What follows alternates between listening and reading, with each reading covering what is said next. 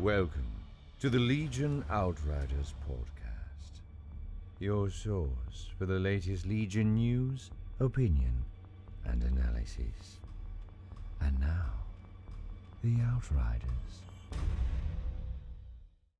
Hello, Outriders. Welcome aboard. We are your hosts, Matt and Dan. Dan, how you doing, bud? Well, good news and bad news. Oh, okay. Well, the good news is I'm here to record today. Yay! Yes, yes. We weren't sure we were going to be able to record today. Yes, the bad news is the reason I'm here to record is, well, thanks to Delta, our trip to Walt Disney World. Which Delta Airlines? Yes.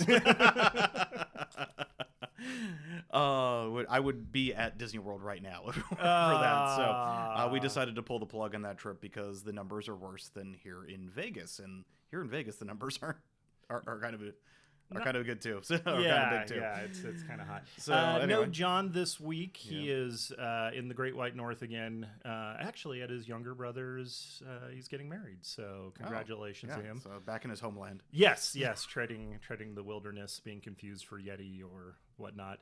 But I mean, isn't this better than going to Disney World? It's better for our listeners. That's true. Exactly, So his misery is your gain. Exactly. But we got a lot of stuff to cover misery, today. Come on, it's Orlando in August. I mean, yeah, that wasn't the best timing, really. Yeah, no, it wasn't my choice. It was a family decision, and yeah. So you need to become the Don of your family and start calling the shots. Maybe a few kisses of death. You're like, well, I mean, Florida in the summertime.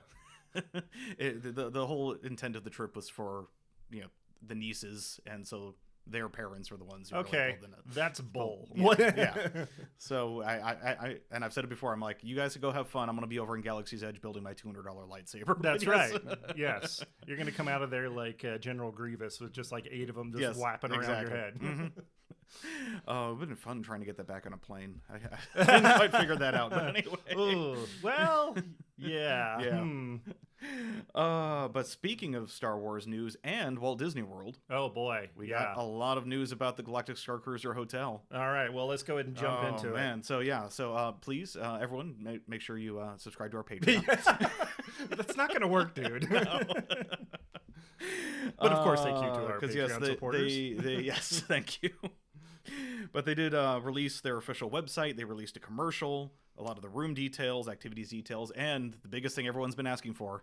The price. The pricing, yeah. Yes. So this is the Galactic Starcruiser. In case you hadn't heard, this is like a very Star Wars heavy themed hotel experience. It's closer to like a cruise ship type thing because you're contained within this hotel and there's events and all sorts of Star Wars stuff. They encourage people to dress up in costumes, get into character, all that kind of stuff. I mean, they even said they have a store on site there to buy costumes if you wanted to do that. I'm sure they do. Oh yes, there will be upsells aplenty there. Believe me. But they said they listed what the package. It's a 2-day, 2-night stay. So it's only 2 days, 2 nights, no shorter, no longer. Because of course it's a whole narrative thing. You need to get into an escape pod, or that's what I'm curious. Yeah, do they have like a cot in the boiler room I can get for maybe a better price? Go down with the Space Irish into steerage. Feed in the boilers. Yes. But they said it's an ongoing, immersive, and interactive entertainment where your choices determine your experience. Oh, man. So, yeah, there's going to be a lot of LARPing. I want to be a level 5 smuggler. Yes. I mean, the commercial kind of shows this. The commercial was kind of vague on details, but they said, yeah, you can either do missions for the Resistance, or they didn't explicitly call them Fringe, but, Rogue Elements, or the First Order. Scum and Villainy. Yeah. Got it. Okay. Or yes, because it is set in the Resistance timeline. That makes sense. Yeah. All of it includes food and beverages on the Starcruiser, excluding alcohol and specialty beverages. I'm sure they will be reasonably priced. Right.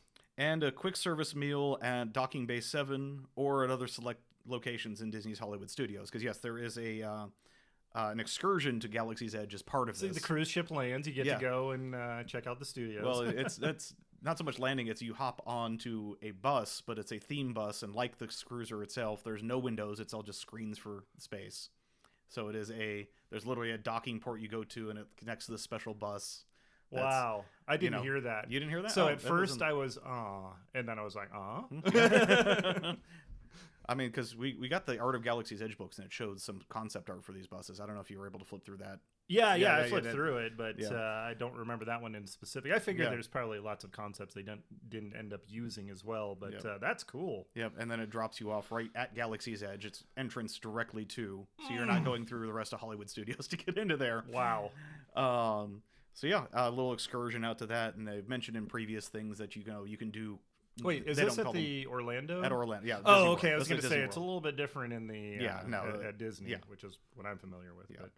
But the West Coast. I love on the list of what the package includes: valet parking.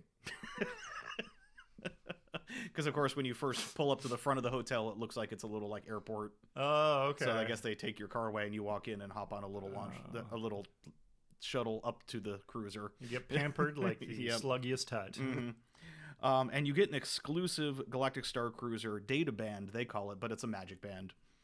For those who aren't familiar, in Walt Disney World, you can get a magic band that ties your ticket, your credit card, and everything else. So if you need to, get a fast pass or pay for something, you just pass the wristband over it, and it connects everything with your account. They didn't have that when I went through. Okay, that's cool. And you get that as part of this because this is going to track, what missions you've done, or your, of course, payment for specialty stuff. Or they don't want you fumbling with your wallet. Anything to just speed up the process. Swipe the band over it, and you're good. Because they mention other events, like there's going to be a Sabacc tournament. And there's actually a Sabacc training day, little Sabacc learn how to play thing. There's one of the dinners you can actually, as an upsell, buy a seat at the captain's table and interact with the captain and other characters there. Wow. So, and there'll be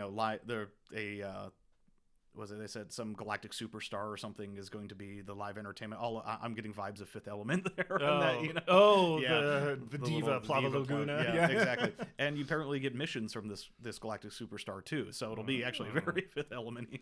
Wow, that's so. Do they have to hold little signs with exclamation marks above their heads? Yes. So here's the fun part. Oh wait, that wasn't the fun part? Okay. So, and yes, there are 3 rooms, 3 levels of room. There's the standard cabin, there's a bigger cabin, and there's an 8-person cabin. Oh, so they just don't want to call it steerage for you. Exactly. Okay, yeah. But the standard cabin, which sleeps 5, they said. So I'm sure it's because they had 2 regular beds, 2 bunk beds. Oh yeah, they had the kids' bunks. And then a fold-out bed. But the standard cabin and the dates they listed, of course, and of course it's been obvious with all resorts, the prices fluctuate based on dates. Oh, sure. But the dates that they had listed was between August and September of 2022. By the way, this is opening next year. 2 guests, $4,809 for. I'd like to comment, but my lips are puckering so hard. Okay, that you could do that, or you could buy an economy vehicle to drive to work. Holy crap! Now a lot of comparisons, and yes, there's been a lot of chatter on this online about this, about say staying in one of the higher end, like the Grand Floridian, but was it it was $2,500 comparison, but you don't get the entertainment, you don't get all the meals, that's part of the thing. That's obviously it's the experience. Pay all the staff, and it's an experience inclusive kind of thing. And all that. Yes, right. Yes, very much. The better thing is though, if you get a group together, it does get cheaper per person. Dan, if you Dan, get a bigger group together. Come on, but, yeah. We're gonna get a group together for this. So for 3 guests, it was $5,299. Okay. And I actually didn't put in the notes here what the cost per person was. They actually put it on the website, cost per person per night. Wow. And then 4 guests is $6,000 or $5,999. So okay, so there's actually a pretty significant price break there. So get a bigger group together, or how the Outriders. Yes, depending on how much you love your family, bring more of the family. But the family you were born into, or the family you made along the way. Exactly. Wow. We'll have to. Keep an eye on that. And I mean, all the places that actually follow Disney World and all of its things, they always say, yes, pricing is always, for every experience they've done or hotel, they adjust pricing based on feedback and how it goes, and of course also demand and I'm things sure that they go. will have no shortage of demand. Yeah, like I said, I've said it before, I work in an industry that caters to the 1%. Yeah. and I've seen what the 1% spends its money on, I have no doubt this will be sold out. No, absolutely. Yeah, if people are selling tickets into space, Yeah. So this you could pretend at least. Yeah. All of us, normal people. Hey Dan, I'm gonna need your help down in the garage. I've got some plywood. We're gonna put together a lemonade stand. Start selling $50 lemonades. Yes. Please, need Galactic Starcruiser ticket. Yeah. But anyways, okay. I think that's maybe in the future we can swing that. But we'll see. But it is kind of a cool, extra fan servicey fun thing to do. But anyways, I think that's pretty enough of a commercial for that. But I mean, it's been no secret that Disney has just been catering to higher monetary things. Nerds have money, right? Yeah. Well, not just that, they're because their demand is so high, they're trying to price a lot of people out. Yeah, just so that there isn't as much. Oh yeah. That was some of the initial tweets were like, 95% of the Star Wars fans aren't going to be able to afford this. I was like, it's not. For them. I don't think. I think it's that's not probably, for them. they've thought about that. Yeah. And one other small bit of Star Wars news. I mean, Bad Batch season finale. Ah man, it was a tearjerker. Yeah, that was a strong two-parter finale there. I really leaned towards the first half of the first parter was a little bit better, but yeah, for sure. I think so too. But they had the the scenes that really kind of. I was always curious. I kind of expected that, but it's still to see it laid out in front of you is really interesting. So yeah, we're talking all around it, so we don't spoil it in case you haven't seen it yet. But I enjoyed that quite a bit. But before the very last episode was announced, they did announce, or didn't. Before the last episode was debuted, yes, they did announce that season 2 will be coming in 2022. I'm surprised. I know, considering how they left the opening or the ending with a big opening on it. So they keep putting I don't want to say dribbling out shows, but they're just kind of keeping them spaced out enough to we're subscribing either way. But they keep killing the quality. It keeps getting. There was a few kind of episodes for Bad Batch, but overall it was really really good. And now with the What If stuff is rolling out now. That's a super strong start too. But. Yeah, I'm excited to see more from the Bad Batch for a topic. The whole special soldier squadron guys storyline I wasn't super jazzed about it, but I really enjoyed that season. So I mean, go Star Wars. Okay, other news. Moving on to some actual Legion-related news. What do we got there, Dan? Well, coming up very, very soon here, actually, as of recording tomorrow, if my bad math is right, Invader League Season 7 is starting up. Season 7 coming up. LJ posted that on the Discord, and so everyone out there who's an Invader fan, and Invader's always been a good gauge of how future units will go because they're able to use some things that aren't quite out yet. Did that stat met ever actually happen? Well, the armament is happening, but yes, it is. You're welcome. But yeah, no, it's a good place to see some good experimentation because people aren't limited by what they physically own. So it's kind of cool to be able to, because a lot of them get streamed either on the Discord or whatever, so you can kind of peep in and see what's going on, see how other people are playing. But also the Legion Outriders are proud to sponsor the third place prize, $100 cash monies.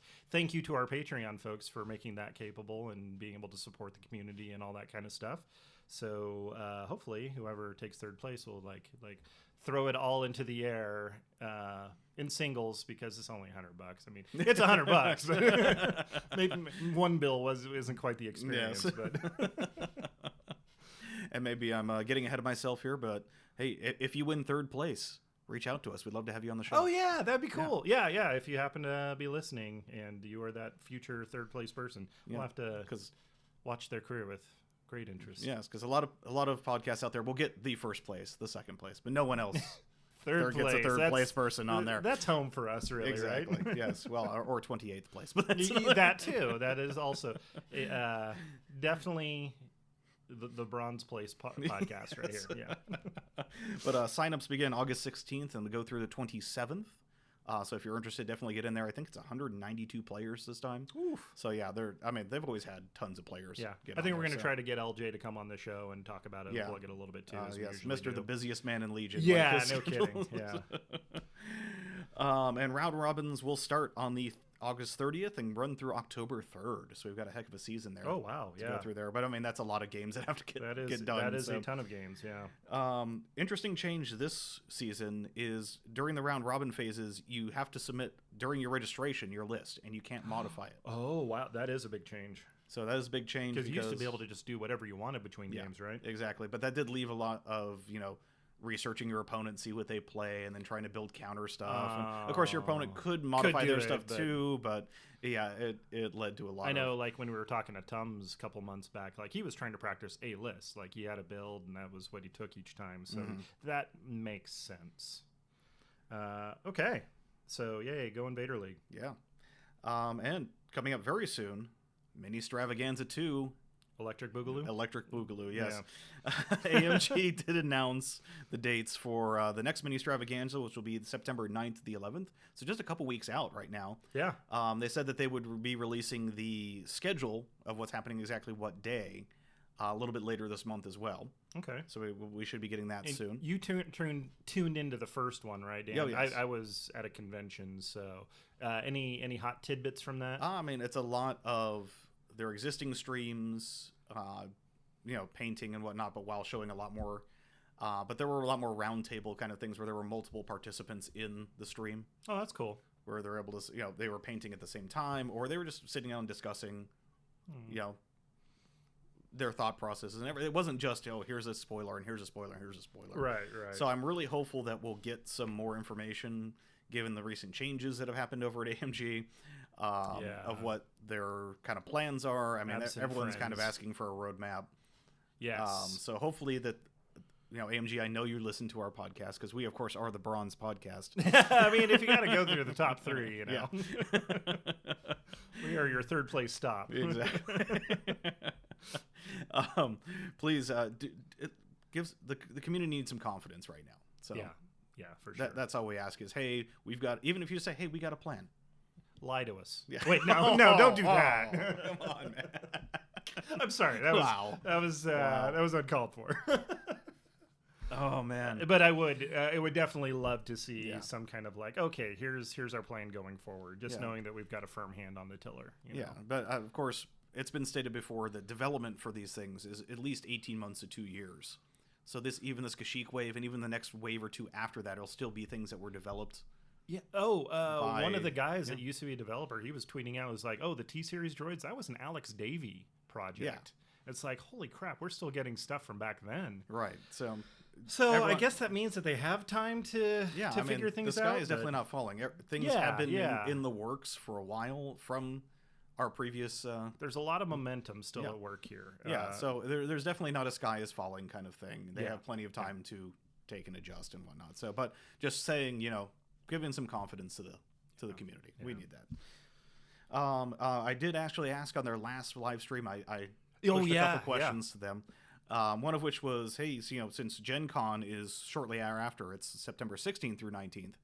I asked on the stream, like, hey, are you guys going to be doing anything for that, or is everything going to be at MiniStravaganza? They stated they're not doing anything for Gen Con or virtual Gen Con. So everything that they want to discuss will be at the MiniStravaganza. Oh, so once that's over, that'll be it. Don't expect any additional things to come out of Gen Con from AMG. Okay. I mean, it's not a bad thing. It's we know, hey, this is going to be all the info. We're not going to get either hit in the side with something or no pleasant surprise. No. Just know, hey, hopefully, that's it. anyways,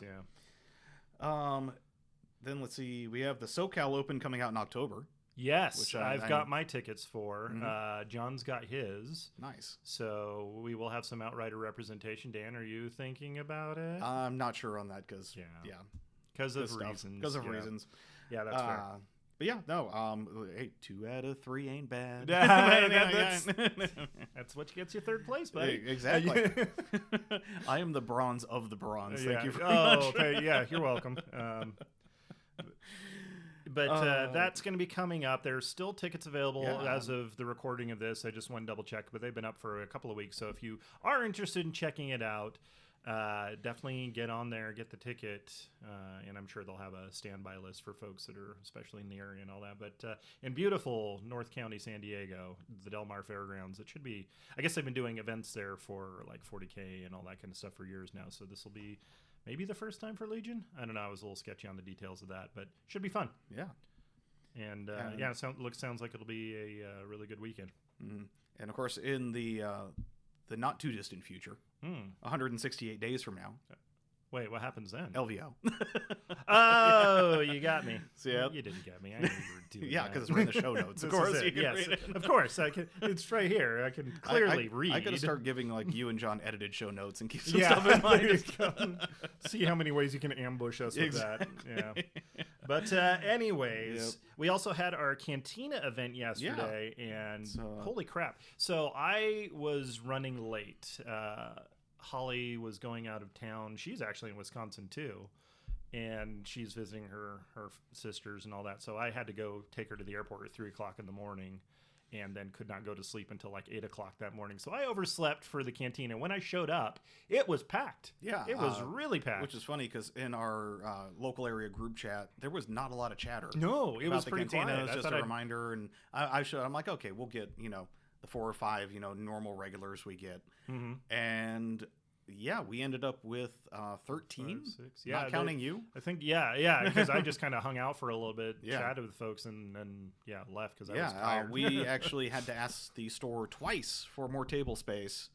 They had to move a couple 40K players, which your weekend was previous weekend. Yes. This was a Legion weekend event. But they were also doing a Flesh and Blood event at the store as well. That's that new card game, I guess. Yeah, so they were pretty busy. So they were. That side of the card game side of the store was swamped. The minis, the back area where they have the big tables for the mini games, we were filled up, and then it was a beautiful thing though. That was it was a good thing. We had 2 new players who were playing literally their second game. Oh, awesome! Damn, I wish I could have. They were playing that on the 3x3 on the outside because they came a little later too. So we had to ask for more space for them. Oh, nice. That's good. So no, it's great. I love seeing this many people like just randomly show up. It's amazing how many new people, because that was my takeaway from Lone Star Open, is there were so many people I met that were like, just started playing in the last year. It's like, why? I mean, I guess you got time to hobby while everybody's on lockdown, but that is astounding, and I love it. So that is really good for hopefully the overall statement of growth in the game. Right, and talking with them, I found that some of them had only learned about it through other sources, so that gave me a lot of info to step up my game for advertising this event. So of channels, we need to shoot out to. Nice. Well, that's good. Yeah. Yes, because you are kind of the face man for those events now. So you're the organized one. I coordinate with the store. Really, I'm the organized one. Yeah, I know. Shocking. So no, it was great, and of course I got a game in. I did bring Star Tours. I'm working on my scatter terrain. Oh, that's still proceeding? Yes, nice. That's kind of my big project right now, is the kind of the pads to put a bunch of crates onto to count them as area terrain.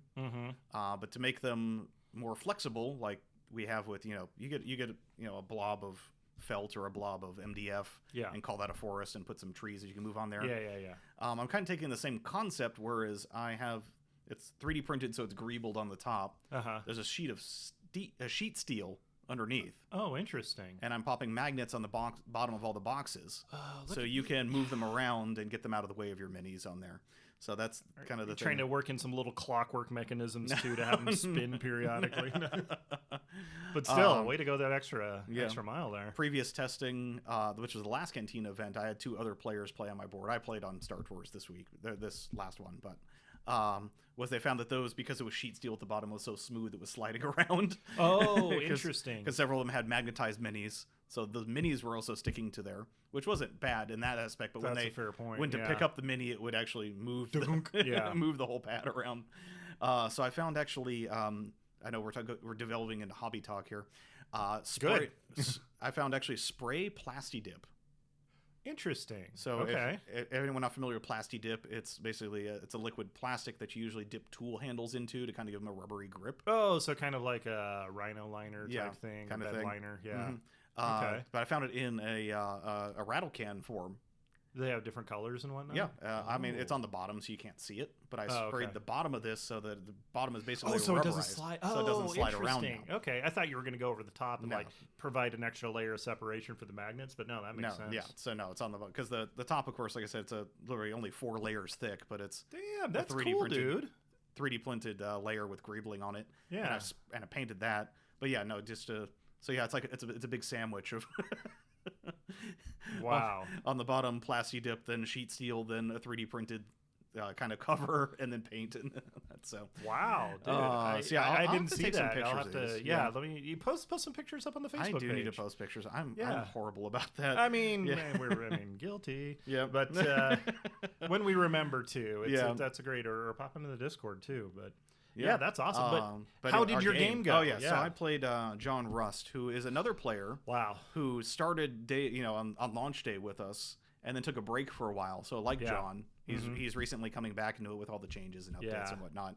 And that dude is a shark. Oh yeah, no, like any game I've played against him, he is like, boom, right there, leading. The tactics. Yeah, no, he is a great super competitive player in a good way. Yeah, absolutely. I'm not trying to say that's bad. No, just because I'm casual and relaxed doesn't mean anything wrong with people that like to be super competitive. But I'll put it this way: I was playing my Iden 3-4 Shore, and I got rocked. Oh wow! So what was he taking? He was also playing Empire. Which is interesting.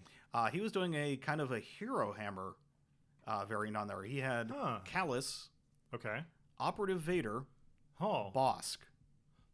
The boss, yeah, really. Bring the lizard out. And 2 shores, 2 mortars, 3 snipers.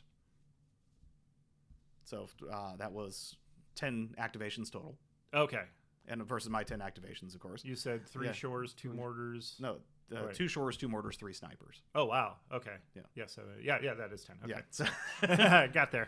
Math checks out. Yeah. Anyway. God, that feels light on activations for troops. But then again, if you got some powerhouses, I mean, okay, so Vader, and this was the star of the show. Vader was a beast. You had some very hot takes, we shall say, about that situation. I think the Vader, the burst of speed meta is here because it was Vader, burst of speed, and into the fray. So you had a very light Vader. Well, thank you, Vehicle Meta, for showing up. Yes. You had a good run for a couple of weeks there, but now it's all about Vader. And Callus had offensive push and his staff, and then Bosk was hunter and offensive push. Okay. So very light, but I mean, just to make everything fit, he had pretty light across the board upgrades wise. Right. We were actually, while we were discussing the game, he was considering dropping a sniper just to add more upgrades, or converting 3 snipers to another shore mortar combo. Ooh, to free up points. I'd like that one, but interesting. That's a pretty cool list. We played advanced positions, fortified positions. Fortified, okay. And the one where you pick up boxes. Oh god, not supplies. Not recover supplies. Yes. Yeah. So of course, and this is the fun part. Advanced positions was in 3rd slot.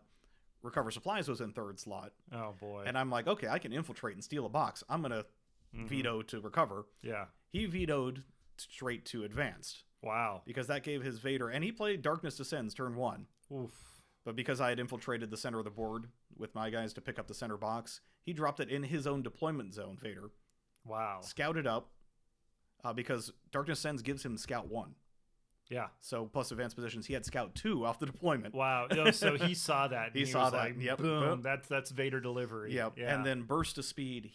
Of course, turn 1, I played, scanning pulse to get Iden to pick up the box and run backwards. Yeah. Second activation, he activated a shore to shoot Iden to get to get the standby off of her. Oh, okay.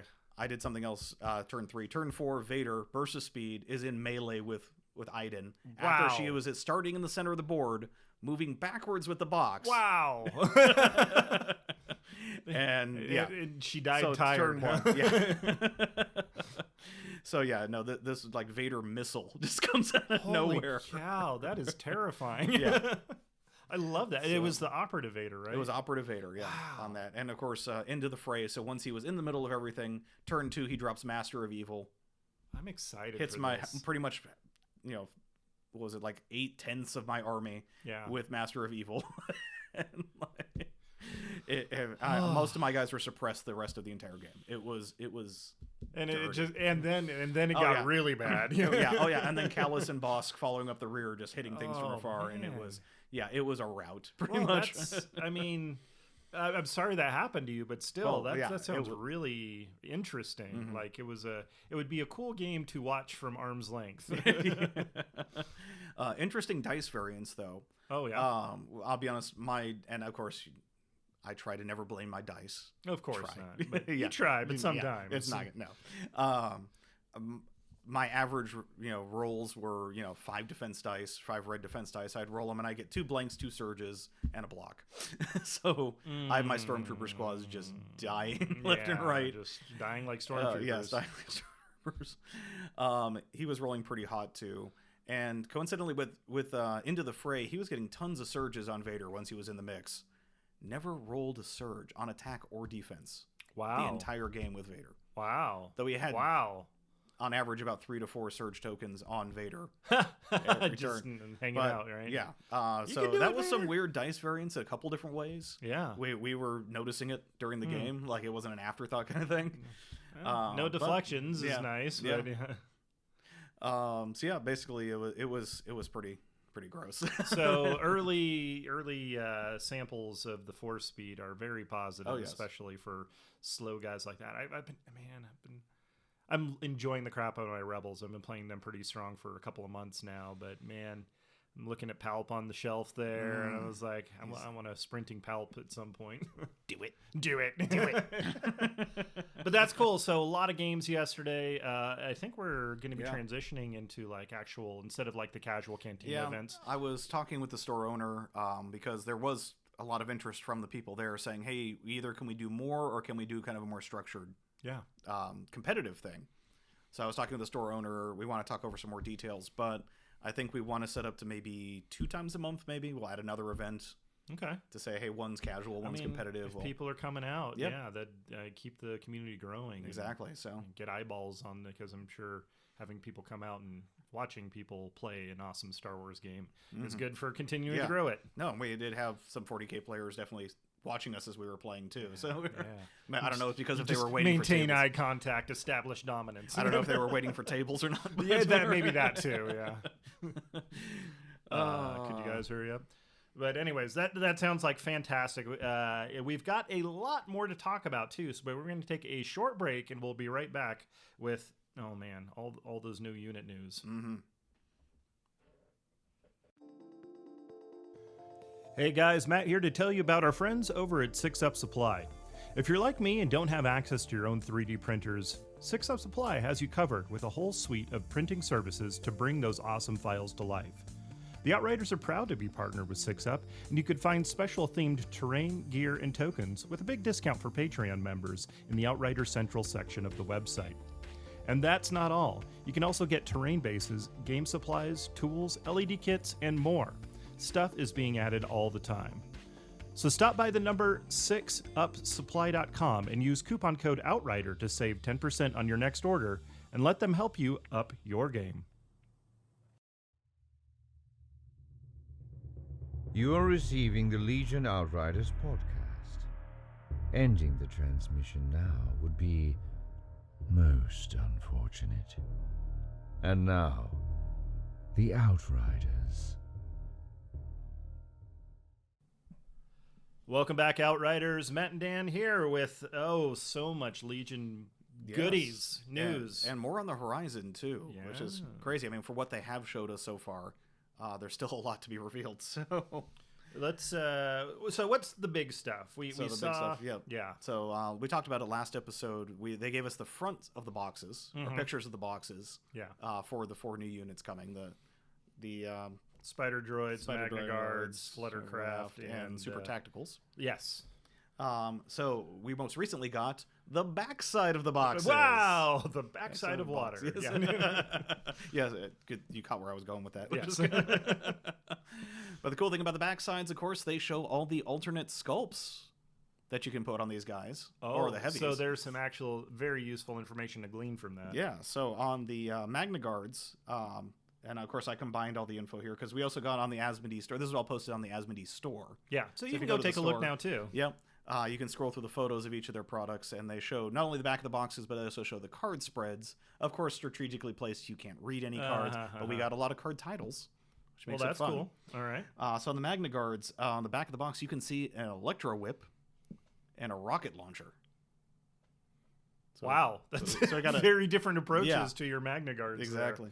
So I'm just thinking someone's got to 3D print some little Devo hats. Oh, the Magna Guards. Oh, no, they don't. They really don't. It's a long way to go for a dated 80s pop culture reference. Keegan, I'm expecting those on 6UP. So. Yeah. Maybe a Patreon reward. Let's write that down. Devo hats. Go get a bunch of little Lego little tips or whatever. I'm sure they make those, but anyways. Oh man. So rocket launchers, electro whips, hacked comms unit. Oh yeah. So on the card spread, you could see that for the heavies, you could do the rocket launcher or the electro whip, or just a regular guy. Okay, I like that. So you can do an extra mans or an extra heavy or a heavy. Yeah. So yeah, but not both. Right. Because there's only one hard heavy slot on the card. And heavy, not an extra heavy. Yep. But yeah, on the card spread, they also showed a new, as of yet unknown, upgrade called Hacked Comms Unit. So I'm assuming this is going to be a comm. No idea what the heck it does yet. I wonder if you can like peek it there. I don't know. I have no idea. That doesn't. I was going to say you can peek inside their thing, but you can actually see what tokens they have up there. So like I said, everything. Maybe their command hand. That's the only hidden information is command hand and contingencies. So I'm not sure about that. But yeah, and every single one of these releases, these 4, will have the hacked comm unit in it, even the Fluttercraft. Interesting. So I wonder if it allows you to like delay placing your order tokens until they've got all theirs out, regardless of pips. Maybe a variant of Jammer where it kind of screws with your opponents. Ooh, that'd be cool. I don't know. Huh. Yeah, anyway, I guess we'll see. Yeah. But the interesting thing about the Magna Guards, it will have 2 of the same unit card included. Why? Well, there are 6 minis in the box, and it is possible to build them all with regular loadouts. Okay. So you can either, like a lot of the new kits, you can build the heavy either holding a regular weapon or the heavy weapon. So you could theoretically get 2 3-mans, the base units out of this box. I see. So I actually haven't done the math yet. It might be an interesting little thought experiment of exactly how many boxes you need to get potential for everything. Because it's not a straightforward efficiency. Yeah, exactly. Interesting. Okay. Let's see. And on AMG streams, they did announce that the heavies for the cards for the heavies, that is, for the Electro Whip and the rocket launcher, will be released sometime this coming week. Oh, good. Okay, so we'll have something to talk that. about here soon. Any guesses on the rocket launcher? I mean, it's the RPS-6, which is the same rocket launcher that the Phase 1 clones have. Oh, yeah. Okay. So, I assume we'll use that as a template. Yeah. Next one we had is information from the Super Tactical Droid, the STD, our favorite. So far, we know the 1-pip command title is "They Too Will Suffer." Do you remember what series that's from or anything? Well, it was Bad Batch, the season -6 to 0. Oh, okay. Right? Yeah. Now, also called the Clone Wars. Yeah, Clone Wars. Yeah, season 7. But the card art on this is a tactical droid looking at someone who's being shocked. So that seems fun. Yeah. But the cool thing about the Super Tactical Droids, it will have 3 unique commanders in the box, and that is actually really cool. So we know what Kraken, Kalani, and the generic. Oh, and a generic. Okay, yeah. I was trying to think of any other named ones we've mentioned before, but that's cool. So they're all around that 100-point kind of thing. We got the Actually, yeah, we got the cards here. We have the cards here to reference. Yeah. So Super Tactical Droid is this is the Kraken one. Let's start with that. It's got Strategize 1.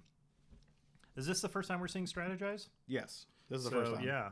Gain 1 suppression token to choose a friendly unit at range 1. It gains 1 aim and 1 dodge token. Yeah. So it's a, hey, you do quick thinking.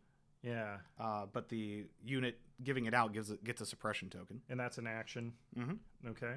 And then it's also got charge. Oh, yeah. So that's pretty cool. There's a little bit different flavors on these 3 guys. Yeah. Kraken is kind of the combat-y one. At least I see it. I'm going to go That's the way I see it. Punch you with robot droid fists. Yes. Yeah. Because his weapon profiles, he has a lot of beat stick on there. Let me pull up. But he's also got Override 2. And I like this override stuff, but when a friendly unit at range 1 to 2 activates, you may gain 1 suppression token. If you do, that unit ignores AI during its activation. That might be really cool. Maybe this is what we needed to get those droidicas a little bit more control and out there doing their thing. True. Now, we'll get to it when we get to the other two, but the other two actually do have direct on them. Okay. Instead of well, actually, one has direct and override. Yeah, they kind of mixed and matched a bunch of keywords on there. These are some cool rules, though. And then he's got Sharpshooter 2 and... Overwhelm, which is actually the same that Chewbacca has. It's 4 red. Wow. Yeah. All right. And his... A beastly droid. Yeah. And his blaster is 1 to 3 with 2 black. Okay. What kind of dice is black and white print job? Do you remember what Overwhelm had? Overwhelm. 4 red. It is 4 red. 4 red. Okay, yeah, wow. Okay. Yeah. And it's got lethal 1 on it. But he's got a red save, 5 health, 2 courage, and surges for crits. Yeah, so he's kind of the beat stick if you want to have a super tactical droid coming up and punching things. I mean, who doesn't? Yeah. Right. It's interesting. 100 points with 2 command slots, 1 training, 1 comm slot, and 1 equipment. So yeah, that seems pretty awesome so far. Next one, let's go with the other named guy. That's going to be Kalani. So another 100 points, same amount of upgrade slots, and actually no, he's got 3 command, no training, and a comm and an equipment. So never mind. Yeah, so this is more of the leadership kind of stand in the back and direct things. Yeah, kind of variant on there. Also red defense, 5 health, 2 courage. I think that's true for all of them. He surges for hits though instead of crits. But strategize 2. So same as this one, he just gets to do 2 of them. Direct AI unit. During the command phase, you may issue an order to a friendly unit with AI at range 1 to 2. So you don't need to override. You can just boom, here's your token. Here's your token. You want start the token chain or how you want to do it. And it's AI units only, which I think isn't that? I have to look at the T series again if it's only AI units for direct. Or I think it's direct droid unit.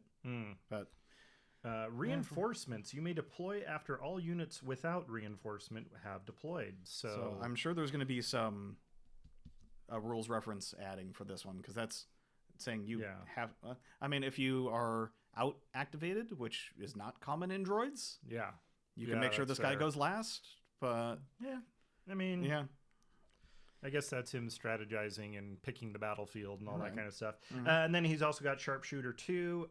Not quite the beastly powerhouse. He's got combat training. What is that? A red and a white for his melee? Black-white. Black-white. And black-white for his blaster as well. And also there with lethal 1 on the blaster, range 1 to 3. Seems pretty fun. I like that. Again, like you said, it's more of a supporter. You get the troops out there, get them set up and ready to go. And then we have the generic super tactical droid. Though not specifically generic, it does have a dot next to its name. Oh, you're right. Look at that. So I'm surprised again, like the Wookiee chieftain, why not just give it a name? Yeah, that's a fair point. Yeah. Other than I guess they're trying to drive home the rarity of these guys. Like they were commanding battalions. You wouldn't have 2 of them running around. True. Yeah. Except I guess you can because you also have the named guys. Yeah. Okay, so 95 points saves you 5 points there. He's got Strategize 1, so 1 less than the Kalani. Direct AI unit, so being able to hand out that token, and it also Override 1. So. That's kind of cool. You can do, I guess. I guess if he's in the back and how BX snipers don't usually get orders on them, you can have him override one of them so that their AI doesn't kick in. Yeah, and then it's got Sharpshooter 1, combat expertise is what 2 black. Yep, and his rifle is 1 to 3, 1 red, 1 white. Oh, okay, and that's lethal 1, and he's got 2 command, 1 comm, 1 equipment. I don't know. I think I'd pay the extra points. I mean, compared to Leia and Veers, this guy's got a lot. Oh yeah, for sure. There's a lot going on here. Because that's the closest analogy that I can think of. Just with a support guy. Yeah, with a support guy, it's like I can't wait to see their command cards. Yeah, I mean, honestly, like all commanders, their command cards are going to make or break them. I mean, even if the chassis is bad, if you got good command cards, you're going to make it happen. Yeah. But they seem really interesting. I like, I'm trying to think of lists that might be fun to run. Obviously, just tons of droids everywhere. Maybe a Maul just kind of running around, saber staffing things. But okay, what else did we get here? The spider droid. Yes, the spider droid, which with that giant antenna on the top is going to be real fun. Can I sing the spider droid song? Yes. Oh, thanks. Spider droid, spider droid. All right, that's the end of that song. All right. I thought you were going to say no for sure. Call my bluff, will you? Ion cannon and flamethrower modeling options. Yeah, so on the back side of the box, no cards available yet, but they. Will this be the time that Ion is like, oh, that's pretty compelling? Maybe. Well, that's the thing. Range 1 to 3 Ion. Ion has to be really well balanced. Yeah. Because the moment you make an Ion 2 accessible, it just shuts down all vehicles. Yeah. And yes, vehicles are on the rise right now, but you don't want to give too much access to Ion because it'll do it just as a balancing thing. Yeah, it's very flavorful, and because Ion weapons obviously exist in the Star Wars universe. But the potential for, disabling Star Destroyers. But the flamethrower model on that, I gotta get you pictures of the backside of the box because I don't think you've seen them yet. No. It looks really cool. It's a little snub nose. It looks so cute with a little snub nose on there. Oh, it looks like an Octorok from Legend of Zelda, I'll bet. And it's two little pipes going around. There's two fuel tanks that attach to the back. So there's gonna be some interesting modeling on that. Oh, I bet. I'm curious how people are going to magnetize that to make it swappable. You don't need to. But, yeah, I know. We're not WYSIWYG, but for the hobby people are going to. Yeah, of course.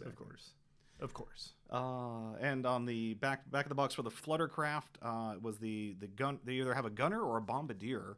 And I think we mentioned this a long time ago, and one of their concept arts for the Fluttercraft was basically a Wookiee with a basket of thermal detonators just the back. Yeah. I learned this one from Sabine. Yeah. So I'm actually curious how they're going to implement that. I mean, they could do something as boring as just put a specific weapon profile on it. But I'd like them to do something cool, like you can attach a grenade to it, and then it uses that grenade profile for the bombardier action. Just so you know, you shorten their title. The Gnasp Gunner. No, that's actually how it's spelled. Really? The NASP. Yep. The NASP. G-N-A-S-P. And NASP. Well, nobody knows the GNUs like Gary GNU. So the Gnasp Bombardier. That's cool. So we've got options on that as well. Yeah. Just building that Fluttercraft is going to be fun though, because there's some more additional angles on the back of the box to make it look super spindly. I feel like it's a good indicator if John just immediately starts complaining about having to build your models. He does not like spindly bits. The most hobby proficient person in our group, John, at least that I know of. Yeah. If he's complaining about a model, wow. He's got some hot button issues. Okay. Flying bases and then just little spindly bits. But yeah, there's entire model lines he absolutely hates just because they're very thin and fragile. So I think it's because he's got like Wookiee claws for hands and he likes Imperial built solidness, I guess. But there was we do have the card from the Magna Guard. Is there anything we wanted to cover on that? We kind of skipped over that when we were talking about the Magna Guard. Now, I mean, there's some controversy on these guys versus Guard because Imperial Guard are kind of the closest analogy. Very similar kind of in their role on the battlefield. There are arguments being made that these are very, very different than Guards in many ways. Really? I'm leaning towards the I'm you but better camp personally. Okay, yeah, maybe a little bit better. But I will give credence. There are people out there arguing the opposite side. Oh, okay. I haven't played my Royal Guard since like the original LVO, so maybe it's just I'm not as familiar with them. But at first blush, I was like, wow, there's a lot of similarities here. I mean, 72 points, AI dodge move, which on these guys doesn't seem like it's a bad idea, considering with Guards you usually are moving them. Yeah. And you can move into charge, because they also have charge. Okay. So that doesn't seem like a bad... That doesn't seem like any... Which is good, because you're probably going to have them out in front. Yeah. So it might be tough to kind of chain things on them. Yeah. Or get the orders. But They've got the 2 health, the red save, surge for hit, and 2 courage, so that seems pretty standard. Unlike the Royal Guard, they just get immune to pierce. They don't need to take the Electro Staff upgrade. So it's built in versus. Okay. That's why I'm on the I'm you but better camp, because they have that is immune to pierce built in. better. You got to buy that with Guard. They have Unhindered. You got to buy that with I Guard. need a Royal Guard with a rocket launcher. That's what I need. Yeah. Just let me pull that out of my robe here. And yes, they're Guardian 2 commander only, but even Royal Guard, you aren't blocking stormtroopers. Maybe you're blocking snipers. Yeah, maybe. But you aren't blocking normal troops. No, you're there for the commanders. You're there for Palp. You're there for the commanders. So it's a restriction, but one that it was kind of Yeah. tacitly enforced anyways. Yeah, and I mean they get retinue on top of that. If they're near a range 1 to 2 of a friendly commander, gain an aim or dodge. Oh, so I mean, that's pretty slick. Yeah, that's why I'm like, these are get everything built in for. Did Royal Guard not have that? No. Oh, they have entourage. Whereas if they're near Palp, right? They get the order. That's what it was. So they get an order, and yes, they are disciplined, so they'll start shedding suppression. I'm sorry. Once they get an order, but of course, like everything else with droids don't care as much about suppressions. Yeah, not as much until they're running away. Yeah, but, that's interesting. I wonder maybe we can use this as a guideline for adjustment on the Royal Guard in the future. Now, of course, their weapon profile is slightly different. They are black on their melee as opposed to red-black. Okay. So and not quite as punchy. Well, I'll get to that in a moment. Oh, okay. And black-white on their pistol as opposed to black on the... Yep. But they surge to hit. Not quite as... Oh. So mathematically, in a vacuum... Oh, okay. They're actually the same probabilities. Oh, interesting. Okay. And if you can get surges onto your Royal Guard, yes. Now, like I said, that's in a vacuum. Not Royal Guard respond better to tokens because of that. Yeah. So if you can get surges, but of course, Empire's availability of surges is not as good as every other. Limited. Yeah. That's why Into the Fray is going to be amazing. But oh boy, that's a whole thing. Yeah. I'm of course looking at it through my skewed Imperial vision. Oh, from the depths of the salt mine of Kessel. Yes. We are the second best LSO, but yeah. Yeah. Hooray! But yeah, I'm in the and of course with the heavy options, because you get a lot more flexibility in this. Yeah. Versus guards are you run them cheap or you run them with the extra man. Yeah. This is you can get all that plus an extra guy, plus a rocket launcher, or plus a whip. And maybe that's something we might see for the future, some extra weapons options for those dudes. Hopefully we'll get like the Wookiee treatment where there'll be some sort of re-release box that'll add more things. Plastics for them. Yeah. That would be really nice. That's an interesting idea. And I might actually, we can make polls on Facebook, right? Yeah, absolutely. Put up there. I'll field this first, but I'll put up a poll when I can, if I remember.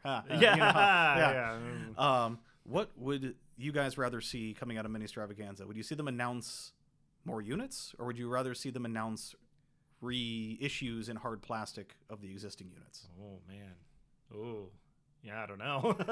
That's tough. Wait, I feel like we've got there's always more stuff. We want in the game, but then again, we've got such a nice variety going. Getting a Wookiee treatment for some of the standard units we'd love to see more on the field, like Royal Guard. That sounds fantastic. And just hard plastic hard plastic, because they are so squishy because they've got so many robes and layers and the little spindly weapons and all that. Yeah, not just weapons, but I mean a lot of the early wave stuff, like Han's face sculpt. Let's not even get into that. Yeah. No, let's get into that. No. Scruffy looking. Yeah. But anyway. Oh yeah. Looks like Biff from Back to the Future 2. Oh man. So yeah, no. Curious to hear if you don't see the poll, post up in the Discord and the Facebook. Tell us what you think about that. So. Yeah, absolutely. But okay, well, I think we covered just about everything there. Everything we know, we know so far. We do know that more things are coming. Not only releases for the cards for the droid, the spider droid, the fluttercraft, super tactical droids, command cards, more upgrades, the heavies. That's a lot of information coming. We still have a lot to come, and I'm curious how much they're going to get out before MiniStravaganza, because that's 3-4 weeks away from now, something like that. So we might see some info before then. Yeah, so I'm curious how much they're going to do or how much they're going to hold for the Stravaganza, and we'll see. Okay. Well, thank you again, Dan, for putting this all together and making the show a success. So thank you, Dan. I don't say that enough. But anyways. No, please. Where can people find you? Right here. Well, right here where you're listening. I mean, you found the podcast, so you found me. But we're going to, also on the Discord as Outrider Dan or Dan Tech. Mm-hmm. You can find me on Twitter at @grn_Archer or Captain_Archer on Twitch. Make sure if you're a Patreon, thank you, first of all, and stop by the Discord, say hi. And we will catch you next time, Outriders. We will be live streaming from the Galactic Starcruiser to our Patreons once we're... No, I'm kidding. It's not going to happen. Not going to happen. This concludes the current episode of the Legion Outriders podcast. You may cultivate a tactical advantage by observing the Outriders on Facebook or Twitter at Legion Outriders. Wisdom advocates subscribing to the podcast. Acting otherwise is reckless.